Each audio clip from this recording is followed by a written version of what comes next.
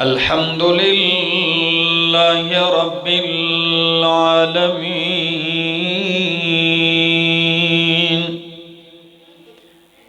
والعاقبۃ للمتقین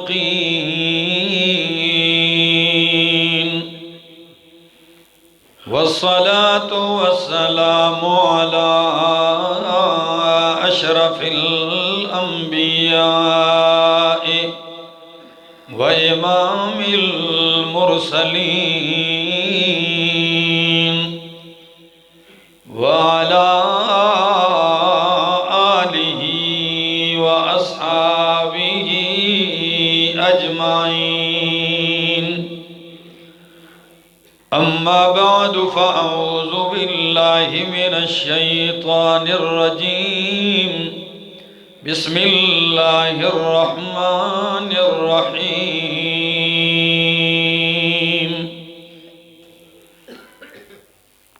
ان هذا القرآن يهدي للتي هي اقوم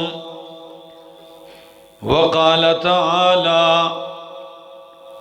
وقالوا لولا انزل عليه آيات من ربه قل انما الآيات عند الله وانما انا نذير مبين اولم يكفهم أنا أنزلنا عليك الكتاب يتلى عليهم إن في ذلك لرحمة وذكرى لقوم يؤمنون وقال النبي صلى الله تعالى عليه وسلم ان اللہ یرفع بهذا الكتاب اقواما ويضع به آخرین سبحان ربك رب العزة عما يصفون وسلام على المرسلين والحمد لله رب العالمين۔ انتہائی قابل عزت، قابل احترام ذی قدر علماء کرام، طلباء اعظام اور حضروں کے اس علاقے ملہو اور گرد و نواح سے آئے ہوئے میرے معزز مکرم دوستو، السلام علیکم۔ انتہائی خوشی اور مسرت کا موقع ہے کہ آپ کے اس ادارے میں قرآن کریم کی تعلیم دی جا رہی ہے، اور آج اس ثمرات، وہ نتیجہ آپ نے دیکھا۔ میرے سامنے کئی بچے جن کے سروں پہ دستار سج چکی ہے۔ یہ کتنا بڑا اعزاز ہے، اس کا اندازہ میں اور آپ نہیں لگا سکتے۔ یہ کتنا بڑا رتبہ ہے کہ اللہ جسے نواز دے، جس کے سینے کو اللہ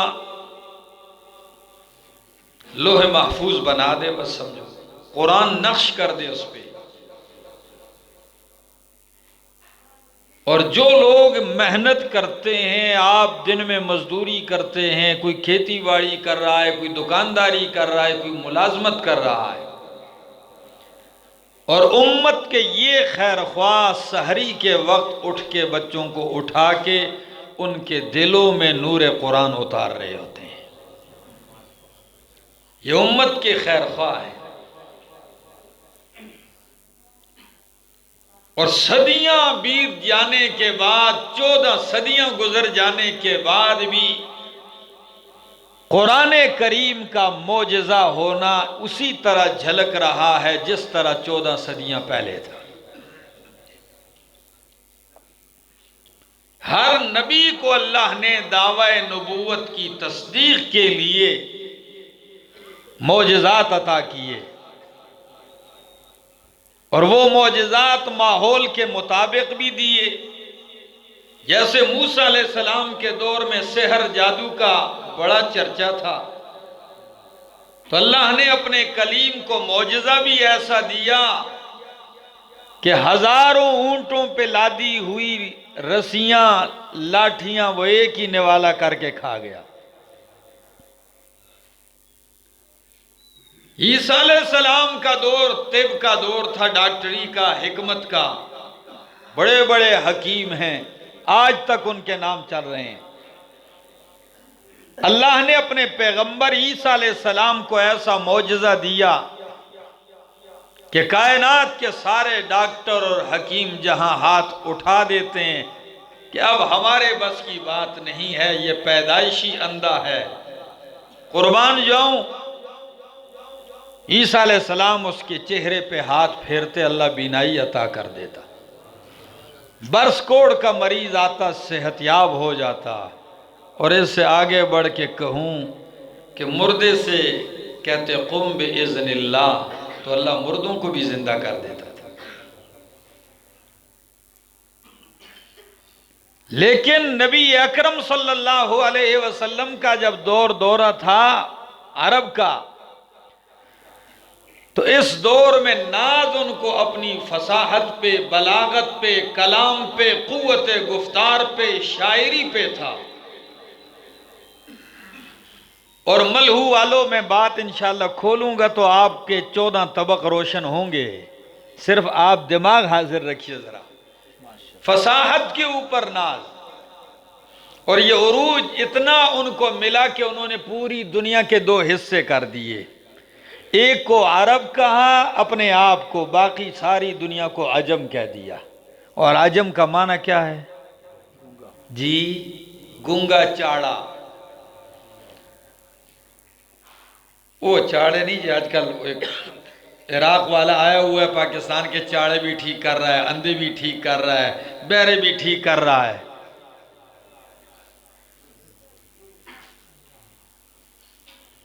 کیا کیا جائے؟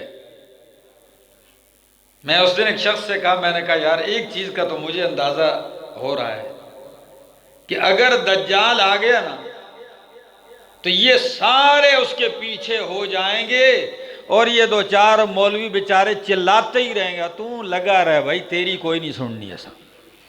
کیوں؟ بارشیں برسائے گا، مردے بھی زندے کرے گا، ہاتھ میں آگ ہوگی، فصلیں اگائے گا۔ جب اتنے کرشمے وہ دکھائے گا تو بھلا ممبر کے مولوی کی کون مانے گا پھر؟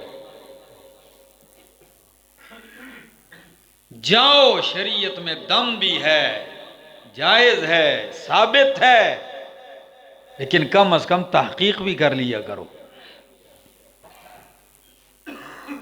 کیا چیز ہے؟ پاگلوں کی طرح بس سب کچھ چھوڑ چھاڑ کے تو پڑ جائیں کسی چیز کے پیچھے، اور بعد میں پتہ چلے کہ بھئی وہ تو فراڈیے کے ہاتھ چڑھ گئے، بعد میں پتہ چلے وہ تو لوٹ کے چلا گیا لوگوں کو۔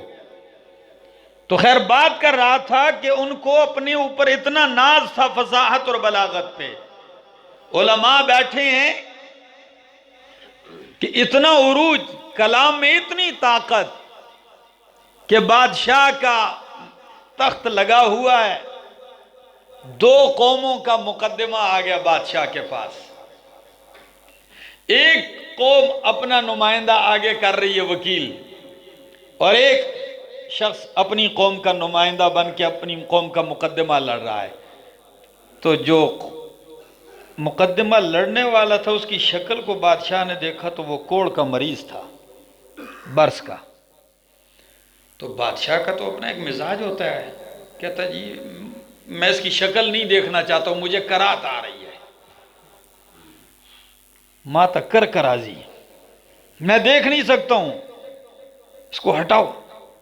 نے کہا بادشاہ سلامت، قوم کا مقدمہ لڑنے آیا ہے، نے کہا پھر ایسا کرو کہ میرے اور اس کے درمیان میں چادر لٹکا دو تاکہ اس کی شکل نظر نہ آئے مجھے۔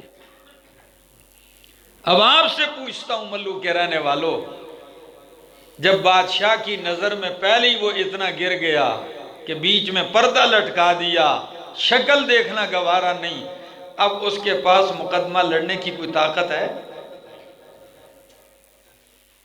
یہی تو ابتدا ہے ہارنے کی۔ لیکن دیکھیے وہ دیکھتا ہے، کہتا ہے کاش آج میرے پاس سوائے فصاحت اور بلاغت اور قوت کلام کے اور کچھ بھی نہیں، تو پھر بولتا ہے، نیزہ اس کے ہاتھ میں ہے لاٹھی کی جگہ، اور کھڑے ہو کے شروع ہو گیا فی البدی 74 اشعار پہ مشتمل ایسا قصیدہ پڑھ دیا کہ فصاحت کے سمندر اکٹھے کر دیے، بلاغت کے پہاڑ لا کے رکھ دیے، اور ایسے الفاظ استعمال کیے، اشعار میں اپنا مقدمہ لڑا، اور جذبات میں اتنے آیا کہ جو لاٹھی کے طور پہ نیزہ استعمال کر رہا تھا، وہ نیزہ اس کے ہاتھ کے اوپر سوراخ کر کے اوپر نکل آیا، لہو بہ رہا ہے لیکن وہ جوش میں لگا ہے۔ اس کے پاس کلمات کی اتنی فراوانی ہے جملوں کی کہ جو بادشاہ پہلے دیکھنا نہیں چاہتا تھا، بادشاہ نے کہا پردہ بھی ہٹاؤ، بولنے دو اسے، کمال کا بولتا ہے، وہ پردہ بھی ہٹ گیا۔ جب ادھر اس کا قصیدہ ختم ہوا، بادشاہ نے کہا بعد میں دیکھیں گے فیصلہ، پہلے اس کو میرے ساتھ تخت پہ بٹھاؤ، ہم ایک پلیٹ میں کھانا کھاتے ہیں۔ حارث ابن حلزہ اٹھائیے نا آپ، 7 معلقات میں سے، یہ تو 10 معلقات تھے، پتہ نہیں 3 کیوں ہٹا دیے گئے۔ بولا یہ اتنی فصاحت جب ہو، لیکن جب قرآن آیا وہی سارے فصحاء بلغاء موجود ہیں، وہی قصیدوں والے موجود ہیں، اور قرآن کیا کہتا ہے؟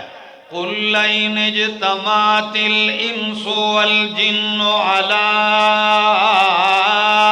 أَن يَأْتُوا بِمِثْلِ هَٰذَا الْقُرْآنِ لَا يَأْتُونَ بِمِثْلِهِ وَلَوْ كَانَ بَعْضُهُمْ لِبَعْضٍ ظَهِيرًا۔ میرے پیغمبر اعلان کر دیجئے، لَئِنِ اجْتَمَعَتِ الْإِنسُ وَالْجِنُّ، سارے انسان اور جنات جمع ہو جائیں، عَلَىٰ أَن يَأْتُوا بِمِثْلِ هَٰذَا الْقُرْآنِ، اس قرآن کی مثل لانے پر، تو سن لیجئے میرا چیلنج ہے، لَا يَأْتُونَ بِمِثْلِهِ، وہ سب کچھ کر جائیں گے، قصیدے بھی بنا لیں گے، غزلیں بھی کہہ جائیں گے، دفتر بھر دیں گے، جو مرضی کر جائیں، لیکن لا یأتون بمثلہ، وہ نہیں بنا سکیں گے، تو قرآن کی مثل نہیں بنا سکیں گے، قرآن جیسا قرآن نہیں بنا سکیں گے۔ اور یہ بھی نہیں ہے کہ چلو اکیلا اکیلا نہیں، وَلَوْ كَانَ بَعْضُهُمْ لِبَعْضٍ ظَهِيرًا، اگرچہ ان کے بعض کے مددگار بھی ہو جائیں، اکٹھے بھی ہو جائیں، کمیٹیاں بنا لیں اور ایک دوسرے کی بھرپور معاونت کریں، قرآن جیسا قرآن نہیں بنا سکتے۔ کیوں؟ وجہ کیا ہے؟ سن لیجئے، وجہ یہ ہے کہ قرآن اللہ کا کلام ہے، یہ مخلوق کا کلام نہیں ہے۔ اور میں اکثر ایک جملہ کہا کرتا ہوں کہ کچھ چیزیں مخلوق بناتی ہیں اپنی صنعت کاری سے، کیا؟ اپنی صنعت سے مخلوق بھی کچھ چیزیں بناتی ہیں۔ مثلا ایک کمپنی نے یہ سامسنگ کا موبائل بنایا ہے، تو دوسری کمپنی آئی فون نے اس سے بہتر بنا دیا۔ ایک کمپنی نے بہترین گاڑی نکالی، ٹویوٹا نے، ہونڈا نے، اس کے مقابلے میں اگلے سال اس سے اچھی، ہونڈا نے اس سے اچھی۔ ایک ملک نے جہاز بنایا، دوسرا ملک اس سے اچھا بنا رہا ہے۔ ایک ملک نے ایٹم بم بنایا، دوسرا ملک اس سے بہتر۔ کیوں؟ مخلوق جو چیز بنائے اس جیسی بھی بنائی جا سکتی ہے، اس سے بہتر بھی بنائی جا سکتی ہے، لیکن جو چیز براہ راست اللہ نے بنائی ہے اس جیسی کوئی نہیں بنا سکتا۔ اللہ نے زمین بنائی، ساری کائنات مل کے زمین جیسی زمین، آسمان جیسا آسمان، سورج چاند جیسا کوئی سورج چاند نہیں بنا سکتا۔ ملو والو، پھر مجھے کہنے کا حق ہے کہ زمین، آسمان، سورج، چاند، ستارے یہ مخلوق ہے، باوجود مخلوق ہونے کے تم زمین جیسی زمین اور آسمان جیسا آسمان نہیں بنا سکتے۔ تو قرآن تو رب کا کلام ہے، قرآن جیسا قرآن کیسے بنا سکو گے؟ یہ کیسے ممکن ہے کہ تم قرآن جیسا قرآن بنا لو گے؟ لا یأتون بمثلہ ولو کان بعضهم لبعض ظہیرا۔ اور پھر اللہ نے آسان بھی کر دیا، چلو 114 صورتیں نہ صحیح، فَأْتُوا بِعَشْرِ صُوَرٍ مِثْلِهِ مُفْتَرَيَاتٍ، 10 صورتیں بنا کے لے آؤ۔ اپنی مرضی کی کوئی 10 صورتیں منتخب کر لو اور وہ کیا کر لو؟ بنا کے لے آؤ۔ لیکن یہ بھی نہ کر سکے۔ قرآن نے آخر میں کیا فرمایا؟ قُلْ إِن كُنتُمْ فِي رَيْبٍ مِّمَّا نَزَّلْنَا عَلَىٰ عَبْدِنَا فَأْتُوا بِسُورَةٍ مِّن مِّثْلِهِ وَادْعُوا شُهَدَاءَكُم مِّن دُونِ اللَّهِ إِن كُنتُمْ صَادِقِينَ۔ مویا سبحان اللہ، بھئی اونچا کہو سبحان اللہ، پتہ تو چلے نا یار، کوئی زندہ لوگ بیٹھے ہیں۔ فرمایا میرے پیغمبر کہہ دیجئے اگر تمہیں قرآن کے من جانب اللہ ہونے میں شک ہے اور تمہارا یہ دعویٰ ہے کہ یہ قرآن محمد عربی بنا کے آتا ہے، رات کو سوچ کے کچھ آیتیں بنا لیتے ہیں، اگر تمہیں واقعی ایسا ہی شک ہے تو پھر میرا چیلنج ہے کہ اگر اکیلا میرا محمد بنا سکتا ہے تو تمہیں تو فصاحت کا دعویٰ بھی ہے، تم بلاغت کے دعوے دار بھی ہو، تم شاعر بھی ہو، اور میرا پاک پیغمبر تو 40 سال کی زندگی گزاری ہے، کوئی قصیدہ بھی نہیں کہا، اور آپ کے کسی مدرسے میں استاد کے سامنے زانو تلمذ بھی طے نہیں کیا۔ اگر یہ بنا سکتا ہے تو فَأْتُوا بِسُورَةٍ، تم سارے مل کے ایک صورت بنا کے لے آؤ، اور صورت بھی بقرہ، آل عمران، نساء، مائدہ نہیں، بِسُورَةٍ، تنوین تقصیر کی ہے، بِسُورَةٍ قَصِيرَةٍ، لمبی صورت نہیں، کوئی مختصر سی صورت جیسی صورت بنا کے لے آؤ۔ ابھی پتہ چل جائے گا۔ اور شاہ عبدالعزیز محدث دہلوی رحمہ اللہ اپنی تفسیر عزیزی میں عجیب بات لکھتے ہیں، سورتوں کے شروع میں جو حروف مقطعات آتے ہیں 29 سورتوں میں، الف لام میم، الف لام را، کاف ہا یا عین صاد، نون والقلم وما یسطرون، یاسین، حامیم، یہ جو حروف مقطعات ہیں بڑی توجیحات ذکر کرتے کرتے کہتے ہیں ایک حکمت تو یہ بھی ہے کہ چیلنج دیا جا رہا ہے کہ قرآن مقدس بھی کوئی نئے حرف سے نہیں بنا، قرآنی کلمات بھی وہی حروف ہیں، الف لام میم، الف با تا سا یا تک، وہی حروف ہیں جن حروفوں کو تم استعمال کرتے ہو، قرآن میں بھی وہی حروف ہیں۔ اگر واقعی یہ کسی بشر کا کلام ہے تو پھر تم بھی یہ حروف اکٹھے کر کے کیوں بنا نہیں لیتے؟ بناؤ پھر۔ اور قرآن نے تو حد کرتے ہوئے فرمائے ان کنتم صادقین، فیصلہ ہے اگر بنا کے لے آؤ تو ہم تمہیں کیا مان لیں گے؟ مان لیں گے سچے ہو۔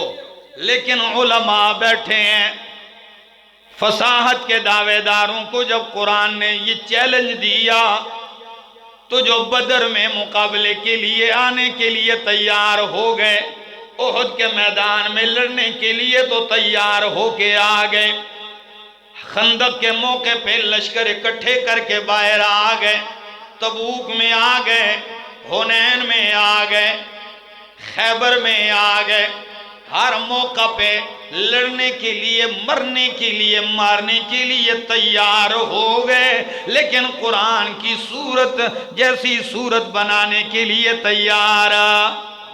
کیا وجہ ہے؟ اگر یہ اتنا ہی آسان کام ہوتا تو جو اتنے لڑنے کے لیے تیار ہو گئے، میں کہتا ہوں اکثر اوقات کہ یہ ماننا پڑے گا کہ مرنا آسان ہے، مارنا آسان ہے، لڑنا بھی آسان تھا، لیکن قرآن جیسا قرآن بنانا مشکل تھا۔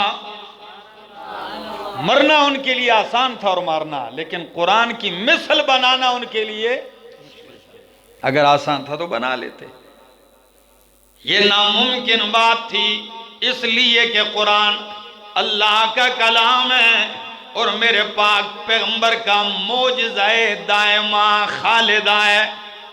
یہ وہ معجزہ ہے جو قیامت تک رہے گا، اس پہ فنا و حدوث نہیں آئے گا، یہ ایسا معجزہ ہے۔ اور یہی نہیں، اگر اندھا نہ ہو بندہ تو قرآن نے خود اس کو معجزہ کہا ہے، اور یہ اپنا معجزہ ہونا خود بتاتا ہے۔ میرے سامنے یہ سورت کا نام سورۃ العنکبوت ہے۔ رب کا قرآن کیا کہتا ہے؟ مشرکین نے کہا لولا انزل علیہ آیات من ربہ، اگر یہ واقعی نبی سچا ہے تو اس پہ آیات نشانیاں کیوں نہیں آتی؟ ہم جو مطالبے کرتے ہیں کوئی معجزات کیوں نہیں آتے؟ فرمایا میرے پیغمبر جواب دیجئے، قل انما الآیات عند اللہ، میرے پیغمبر کہہ دیجئے کہ نشانیاں معجزات کس کے پاس ہیں؟ وہ اللہ کے پاس ہیں، اللہ کے اختیار میں ہیں، بندوں مخلوق کے اختیار میں نہیں۔ جب وہ چاہتا ہے دے دیتا ہے، نہ چاہے کسی کے بس کی بات نہیں ہے۔ اور قرآن کہتا ہے آپ کہیے کہ انما انا نذیر مبین، میں تو نذیر ہوں، کھل کر لوگوں کو ڈرا رہا ہوں، خبردار کر رہا ہوں۔ اور اگلی آیت سنیے تو آپ کو پتہ چلے گا کیا انداز ہے۔ وہ کہتے ہیں معجزات چاہیے۔ فرمایا اولم یکفہم انا انزلنا علیک الکتاب یتلی علیہم، کیا ان کے لیے قرآن کا معجزہ ہونا کافی نہیں ہے؟ اولم یکفہم، کیا ان کے لیے یہ بات کافی نہیں ہے کہ ہم نے آپ پر ایسی کتاب نازل کی ہے یتلی علیہم، جو ان پہ پڑھی جاتی ہے؟ اور صرف معجزہ ہونا الگ بات ہے، یہ نہیں کہ معجزہ ہے۔ فرمایا ساتھ ساتھ یہ بھی ہے کہ معجزہ بھی ہے، فی ذالک لرحمت، ان فی ذالک لرحمتن، اس میں تو نیری رحمت ہی رحمت ہے، وذکرى، نصیحت بھی ہے، لقوم یؤمنون، یقین کرنے والی قوم کے لیے۔ اندھا نہ ہو تو بندہ سمجھ ہی جاتا ہے۔ امام ابو عبیدہ کہتے ہیں کسی نے دیہاتی کے سامنے قرآن کی یہ آیت پڑھ لی، فَاصْدَعْ بِمَا تُؤْمَرْ، اللہ، کون سی آیت؟ فَاصْدَعْ بِمَا تُؤْمَرْ، میرے پیغمبر کھول کے بیان کیجئے، دو ٹوک لفظوں میں حق سنائیے۔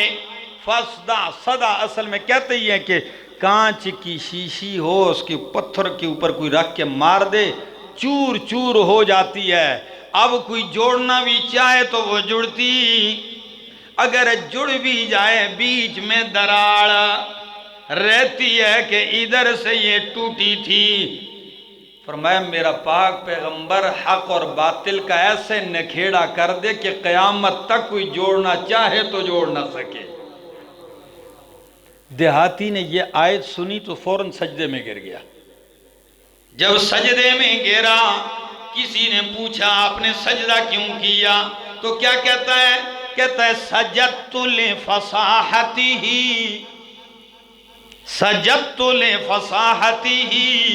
مجھے نہیں پتا کہ یہ کس کا کلام ہے، لیکن میں نے جو سجدہ کیا ہے اس کے فصاحت کے آگے کیا ہے. اتنا فصیح ہے، اتنے عجیب الفاظ ہیں، اتنے سے لفظوں میں مضمون بیان کر دیا. عربیوں کو ناز تھا اپنی اس جملے پہ کہ القتل انفع للقتل. قصاص کے لیے وہ یہ لفظ استعمال کرتے تھے، القتل انفع للقتل. قتل قتل کو ختم کرتا ہے. یا اس کے مقابلے میں ایک اور جملہ بھی استعمال کرتے تھے، وہ کون سا؟ کہتے اکثر القتل لیقل القتل، کہ قتل زیادہ کرو تاکہ قتل کم ہو جائیں. کیا مطلب ہے اس کا؟ یعنی مقصد ان کا یہ تھا ادا کرنے کا کہ سزائیں لاگو کرو، جو گناہگار ہیں مجرم ہیں ان کو قصاص میں قتل کرو تو لوگ قتل نہیں ہوں گے، کم ہوں گے. ان کو ان جملوں پہ ناز تھا. قرآن نے یہی مضمون بیان کیا. خدا کی قسم کمال کر دیا. فرمایا لَكُمْ فِي الْقِصَاصِ حَيَاتٌ وَلَكُمْ فِي الْقِصَاصِ حَيَاتٌ. قتل کا حکم نہیں دیا، القتل انفع للقتل نہیں. اس میں غلط فہمی کا امکان ہے، کیونکہ ہر قتل کو روکنے کے لیے نہیں ہوتا. اکثر القتل لیقل القتل، قتل بڑھاؤ تاکہ قتل کم ہو جائیں. اس میں انصاف کی بات نہیں. قرآن نے لفظ کیا دیا؟ فرمایا لَكُمْ فِي الْقِصَاصِ حَيَاتٌ.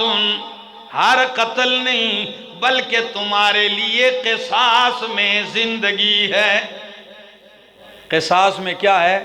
اور پھر علماء بیٹھے ہیں کہ لَكُمْ فِي الْقِصَاصِ حَيَاتٌ کے اوپر تنوین لگا کے تعظیم کی کہ قصاص میں تمہارے لیے بہت بڑی زندگی ہے، بہت بڑا امن ہے. وہ سارے جملے دفن ہو گئے. پھر کسی نے جرت نہیں کی کہ اس کے مقابلے میں بھی کوئی ایسا جملہ لائے کہ جو یہ مان پڑ جائے. تفسیر یہ محاسن التاویل علامہ قاسمی کی تفسیر ہے، تفسیر قاسمی کے نام سے مشہور ہے. اس آیت کے ذیل میں ایک دن پڑھ رہا تھا، جھوم گیا خدا کی قسم. اس وَلَكُمْ فِي الْقِصَاصِ حَيَاتٌ اور اس کے مقابلے میں جو جملہ استعمال ہوتا تھا القتل انفع للقتل. 20 وجوہات ذکر کیے ہیں اس آیت کی ترجیح کے، کہ 20 وجوہات ایسی ہیں فصاحت اور بلاغت کی کہ جس کی وجہ سے یہ آیت ان کے اوپر فائد. دوستو اندھا نہ ہو بندہ، ممسوخ الفطرت نہ ہو، سلیم الفطرت ہو. قرآن سنتے ہی وہ سمجھ جائے گا کہ یہ رب کا کلام ہے اور مصطفیٰ کا معجزہ ہے. امام ابو عبیدہ فرماتے ہیں کسی نے دیہاتی کے سامنے قرآن کی یہ آیت پڑھ لی. کون سی؟ سورہ یوسف کی آیت پڑھی. فَلَمَّا اسْتَيْأَسُوا مِنْهُ خَلَصُوا نَجِيًّا. فَلَمَّا اسْتَيْأَسُوا مِنْهُ خَلَصُوا نَجِيًّا. کیا عجیب بات ہے. یوسف علیہ السلام کا ذکر ہے، برادران یوسف کا ذکر ہے. کون سے یوسف ملو والو؟ وہ یوسف کہ جو بھائیوں کے حسد کا شکار ہوئے. کس نے حسد کیا جی؟ اور محلے داروں نے نہیں، کس نے؟ بھائیوں نے کیا تھا حسد. اور قرآن ویسے ہی واقعات نہیں جھڑ دیتا، یہ حقائق بیان کرتا ہے. اس میں عبرتیں ہوتی ہیں، اس میں تسلیاں ہوتی ہیں، اس میں توحید کی نشانیاں ہوتی ہیں بہت ساری. اور میرے شیخ کہا کرتے تھے کہ سورہ یوسف تو نری تسلی ہی تسلی ہے. یہ تو تسلی ہے، فرمایا میرا پاک پیغمبر یوسف سے بھائیوں نے حسد کیا، آپ سے بھی اپنے رشتہ دار حسد کریں گے۔ یوسف علیہ السلام کو نکالا اپنے باپ کے گھر سے، آپ کو بھی مکے سے نکالا جائے گا۔ یوسف کو کنویں میں پھینکا، 3 دن کنویں میں گزارے، آپ کو بھی غار ثور میں 3 دن گزارنے پڑیں گے۔ لیکن نتیجہ کیا نکلے گا کہ جنہوں نے نکالا، جنہوں نے پھینکا، وہی یوسف جب تخت بادشاہی پہ بیٹھتے ہیں وہ قدموں میں آ کے بیٹھتے ہیں۔ میرا پیغمبر آپ بھی ایسے ہی، آپ آج تو جائیں گے، 8 سال کے بعد جب آپ آئیں گے آپ فاتح بن کے آئیں گے، جائیں گے تو اکیلے 2 ساتھی ہوں گے، لیکن جب آؤ گے تو 10,000 قدوسیوں کا لشکر آپ کے ساتھ ہوگا۔ اور جو جملے یوسف علیہ السلام نے بادشاہی کے تخت پہ بیٹھ کے کہے تھے کہ لا تثریب علیکم اليوم، جاؤ میں نے معاف کر دیا، تم پہ کوئی سختی کوئی گریف نہیں ہے، یہی جملے آپ فتح مکہ کے موقع پر کہیں گے۔ اور کہے تھے کہ نہیں کہے تھے۔ تو میں کہہ رہا تھا یوسف علیہ السلام کے بھائی، قحط سالی کا دور ہے، آئے یوسف علیہ السلام سے غلہ مانگنے، قربان جاؤں پہچاننے کے باوجود بھی یوسف علیہ السلام دے رہے ہیں۔ یہ نہیں کہ پہلی نظر میں بھائی پکڑو یہ تو میرے قاتل ہیں، یہ تو مجھے مارنے آئے تھے۔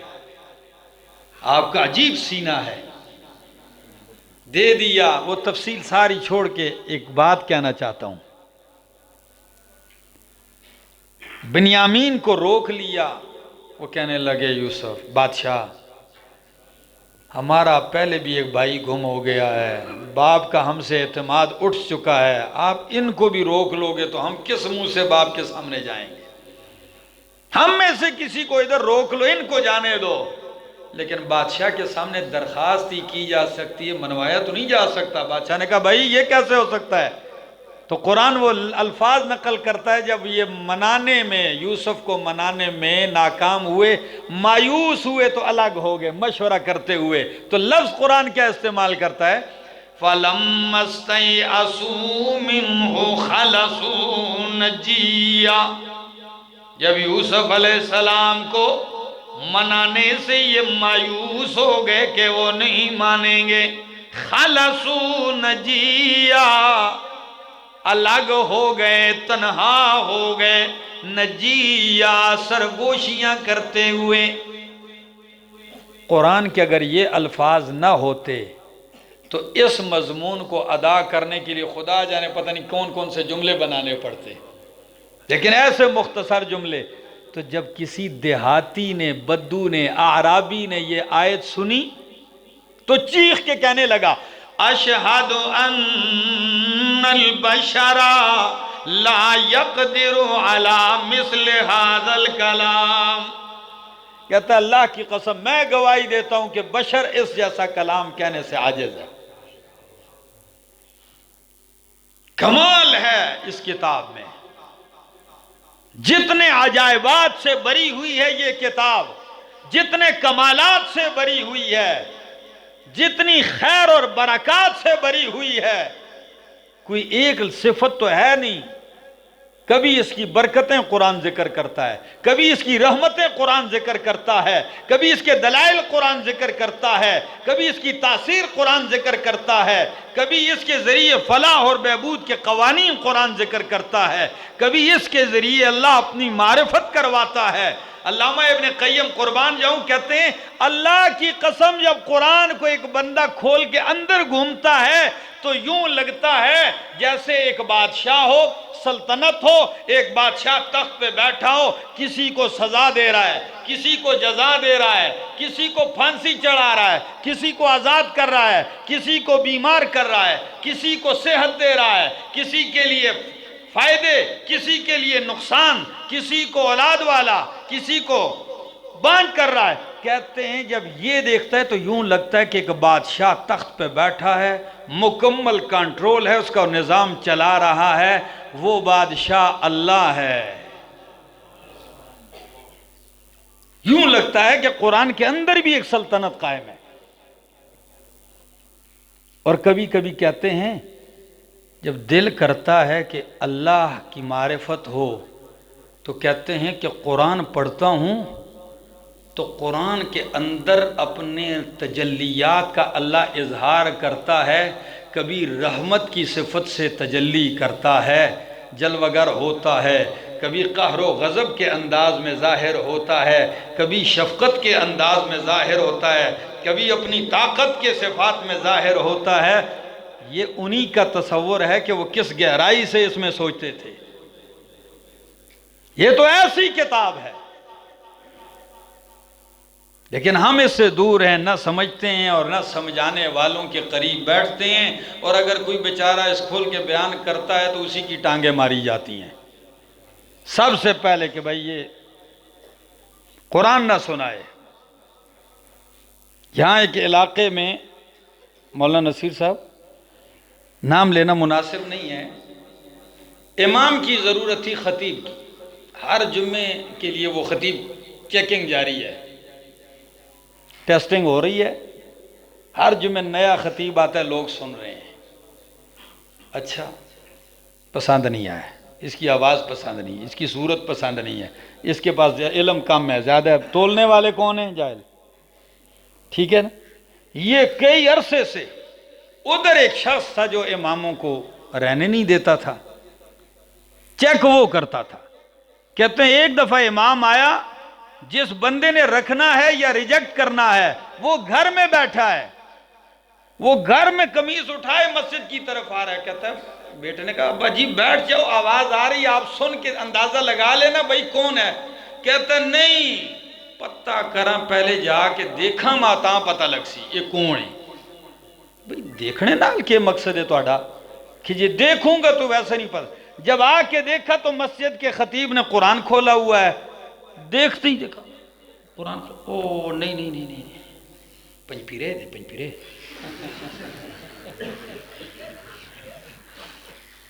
یہ تو اشاعت و توحید کا ہے۔ کہا بھئی آپ نے اس سے ملاقات نہیں کی ہے، پوچھا نہیں ہے، عقیدہ نہیں پوچھا ہے، اشاعت کا؟ کہتا نہیں جی سب تو بڑی نشانی نہ دی یہ قرآن کھول کے بہن دینے کی۔